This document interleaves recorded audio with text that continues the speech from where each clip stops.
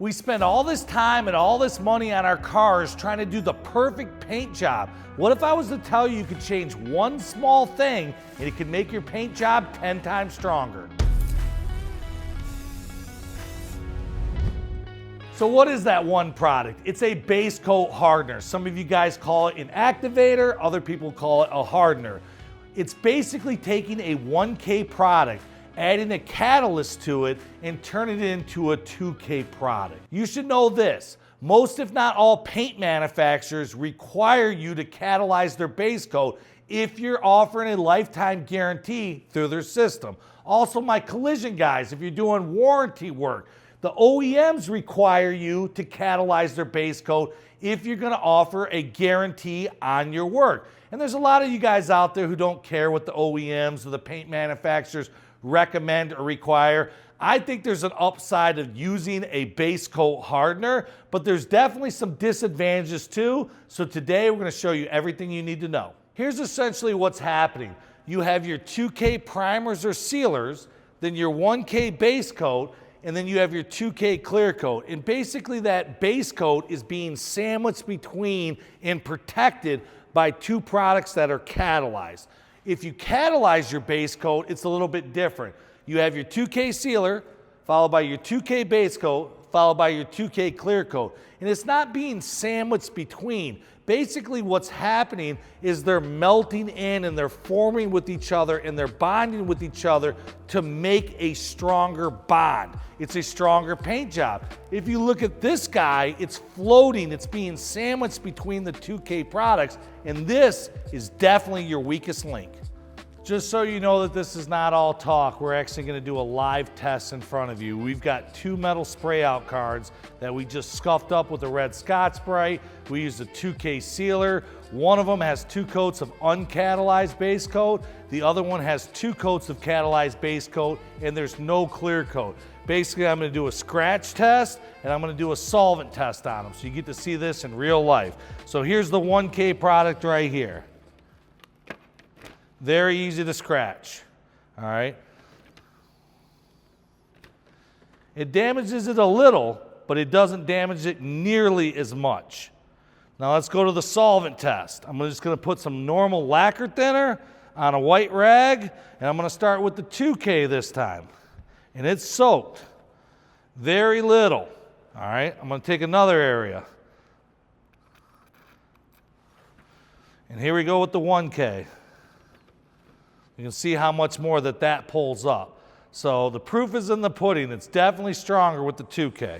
Hey, hopefully you're enjoying the video. I want to take a second to mention the refinishmedia.com website. The reason why David and I are doing this is we want to have the ultimate website where all the automotive guys can go and buy everything. And every couple weeks we keep adding new products. If you really want to support us because you feel bad that we make 12 cents an hour doing these videos every weekend, you can buy some of our t-shirts or some of our merchandise. You don't have to buy anything from us, but at least go check out refinishmedia.com to see what we've added and what we've done. Now back to the video. Have you ever noticed that if you fix a black car that the front bumper always seems more acceptable to stone chips than say a red car or a white car? Well, some of you know this already, but black is the weakest pigment. So if you're dealing with black cars or you want to increase the durability on your paint jobs, you definitely should catalyze it. That brings me to my first 2 pros, durability and repairability. If you use a 2K base coat, it's always going to be more durable than a 1K base coat. But how about repairability? If I ever had to repaint this bumper and it had a 1K base coat and I tried to spray a heavy solvent product like base coat over top of it, sometimes if I get it too wet, it likes to ring up and actually swell up and create what we refer to as bullseyes. If you catalyze your base coat, you'll have less swelling, less bullseyes, and it's easier to repair in the future. Here's 2 more reasons why I would use a base coat hardener. Now look, some of you guys are using sealers, other people are not, and we made an entire video on the pros and cons of using sealers. I don't want to get into that debate today, just watch the video and I'd love to know your thoughts on sealers. But if you're not using a sealer and you're actually basing right over your primers or an old finish, you absolutely want to use a 2K base coat hardener to make it actually stronger so you have the proper adhesion, all right? And every paint manufacturer recommends that. Here's a big one. If you're doing any kind of graphics or two-tones or whatever, and you come in and you put your tape down and you spray your second color and it all looks good, and you peel your tape up, sometimes you can see little witness marks or it leaves a little adhesion behind. If you add base coat hardener, it's not going to leave that base coat soft, and it will actually cut down or eliminate any kind of witness marks from masking. Here's another cheat move for using base coat hardeners. Let's say you got an OEM job and under hood is not clear coated. Well, if you leave it in a 1K base, if they ever get gasoline or brake fluid on it, it just melts off. You could go crazy and buy some satin or some flat clear at $1,000 a kit. That's crazy. That is probably the best way to do it. But if you want to turn the car to OEM standards, here's the best way to do it. Catalyze your base coat and you can leave it alone. Or you can use a wet bed and catalyze that to put a protective layer of flat clear over that. And this will return the car to OEM standards. For my custom guys that are not doing OEM quality paint jobs, here's a good one for you. Let's say you're doing an old school candy and it requires 10 coats of silver, which could be 5 mils, and you're putting 10 coats of candy over that, which is an additional 5 mils of a 1K product. If you catalyze it, it's going to be a lot stronger because having all that buildup of 1K base is definitely a weak point. Even if you're doing motorcycles and you paint it black and then you put a wet bed over top of it and you have an artist airbrush on top of it and you clear over that, that's a lot of mils of a 1K product that could be failing. So if you're doing custom work, catalyzing your base coat will actually make it last a lifetime. I'm gonna be honest with you. If I'm doing a job that I actually care about, I'm gonna put a 2K base coat hardener in there every time because I know that it's better and it makes it more durable. But to be honest with you, there's some downsides. What are the downsides? Well, the obvious is it's another product to buy, it's another product to mix, it's another product to stock. And that, knocks out a lot of the lazy people. Because it's a 2K product, it has a pot life. So instead of base being infinite and will last for 20 years as long as it doesn't freeze or gets too hot, now it's only good for so many hours. Recoat time. In my world, you can actually apply a base coat, wait 24 hours, and you don't have to actually sand it to put another coat. When you catalyze products, that recoat time is going to shrink by a lot. Always follow the technical data sheet.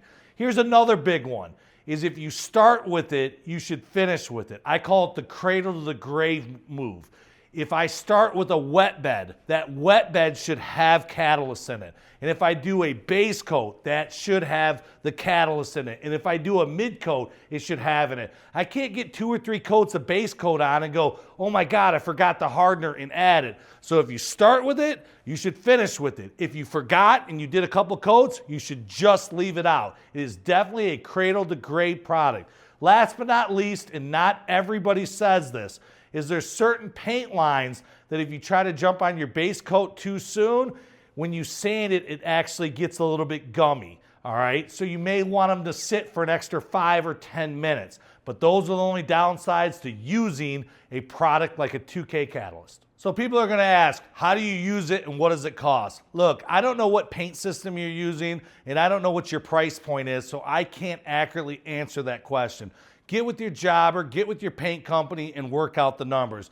I'll tell you the MSRP price and some popular products that you can actually buy if you're using PPG or BASF. If you're using the 55 line, the 355-55 is the catalyst that they actually recommend. And the mix ratio is exactly the same as PPG's. If you're using the PPG NXT DBC, it's called DX57, and that's 5% too. This guy right here, you can only buy it in quarts or gallons, and a quart sucker price is $200. With PPG's DX57, you can buy little 8-ounce / half pint bottles that are really inexpensive. If you were spraying 2 or 3 gallons, you would only need a couple ounces, and here's why.